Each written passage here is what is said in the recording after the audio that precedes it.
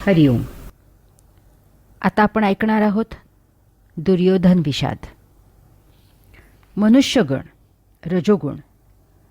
दुर्योधनाचा विषाद हा त्याच्यामधील मनुष्यगणाने रजोगुणाला झपाटल्यामुळे त्याला झालेला आहे. मनुष्याचा स्वभाव हा साधारणपणे स्वार्थी असतो. असा रजोगुणी म्हणून ओळखला जातो. त्याला उपलब्ध असलेले सर्व काही हवे असते. त्याला जन्मतःच जे काही कुटुंबियांकडून प्राप्त झालेले असते ते तो कागदपत्रे करून व्यवस्थित प्राणपणाने जपून ठेवतो. यातही नातेवाईकांनी आपल्याला वडिलोपार्जित हिस्सा बरोबर दिला आहे ना, याची तो पूर्ण खात्री करतो. काही कमी आहे असे वाटले तर नातेवाईकांजवळ वाद, तंटा, भांडण, आवश्यकता असल्यास कोर्ट कचेरीही करतो. परंतु काही जास्त आले असल्यास त्याबद्दल गप्प राहतो. काही कालावधी जाऊ देतो आणि संधी साधून ते जास्तीचे आपल्या नावाने करून मोकळा होतो. एखादा नातेवाईक साधा असला तर त्याचा गैरफायदा घेऊन त्याची मिळकत साळसूदपणे स्वतःकडे वळवतो. आजूबाजूला एखादी इस्टेट पडीक असेल तर तेथे खुशाल वहिवाट सुरू करतो. कोणी विचारले तर तो आमच्याचपैकी आहे, त्यांचे आणि आमचे संबंध उत्तम आहेत असे बेदिक्कत ठासून सांगतो. वर त्याला विचारूनच वहिवाट सुरू केली आहे असे बेधडक असत्य बोलतो. एवढ्याने त्याचे भागत नाही. त्याला जे जे मिळालेले नाही ते सर्व काही त्याला हवे असते. त्यासाठी त्याची मेहनत घ्यायची, खस्ता खायची, लाचारी करायची तयारी असते. कितीही मिळालं तरी त्याची कधीही तृप्ती होत नाही. तो कायम असमाधानी राहतो. एक वृद्ध भिकारी होता. तो अत्यंत दयनीय अवस्थेत कसे तरी मरत नाही म्हणून 2 दिवसांनी एकदा, आणि तेही थोडेफार मिळाले तर, असे तुटपुंजे अन्न खाऊन जगत होता. त्याची ती अवस्था पाहून देवाला दया आली आणि त्याच्यापुढे देव प्रकट झाला. देवाला पाहताच आता आपल्याला काहीही चिंता करायची जरूर नाही असे मनोमनी जाणून त्याने देवाला साष्टांग नमस्कार केला. देवानं त्याला सांगितलं की मी तुझ्यावर प्रसन्न झालो आहे, तुला काय पाहिजे ते माग. झालं, भिकारी याचीच वाट पाहत होता. त्यानं त्वरित आपली जीर्ण झालेली झोळी पुढं केली आणि देवाकडे मागणं मागितलं की या झोळीत सोन्याच्या मोहरा घाल. ती झोळी पाहून देव म्हणाला, तुला पाहिजे तितक्या सोन्याच्या मोहऱ्या मी देतो, परंतु एक अट आहे. या मोहरा जर जमिनीवर पडल्या तर त्यांची त्वरित माती होईल हे लक्षात घे. भिकारी म्हटला, ठीक आहे, घाल मोहरा.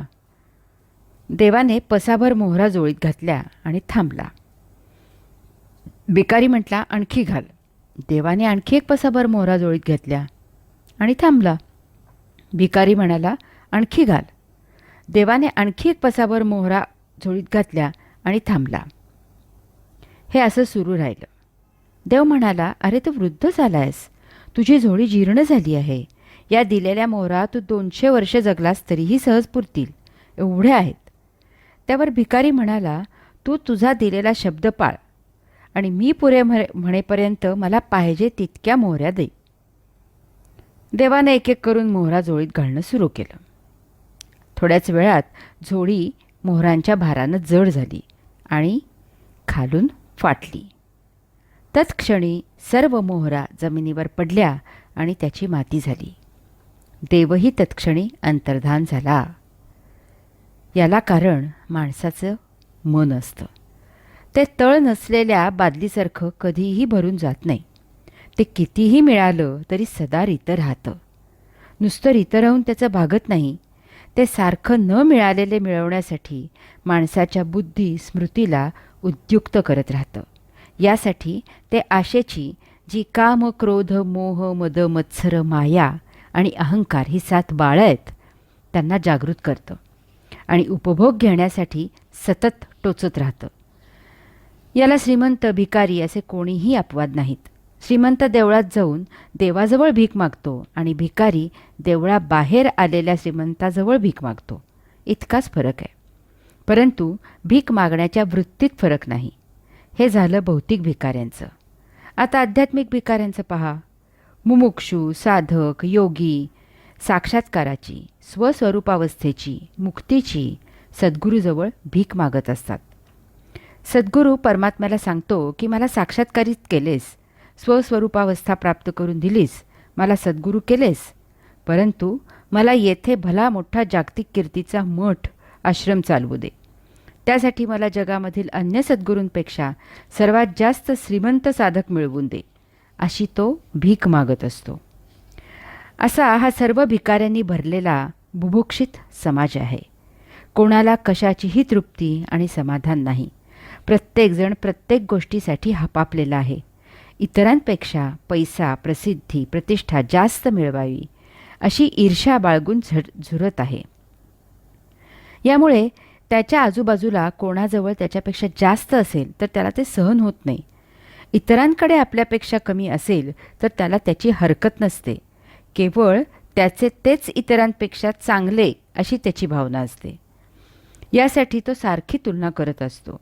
कधी उघड 4 जणांजवळ तर कधी स्वतःच जवळ.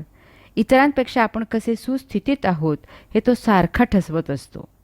त्याला त्याच्या प्रत्येक बारीक सारीक गोष्टींचे अत्यंतिक टोकाचे कौतुक असते आणि ते तो 4 चौघात तोंड भरभरून सांगत असणे हा त्याचा रिकामपणाचा उद्योग असतो.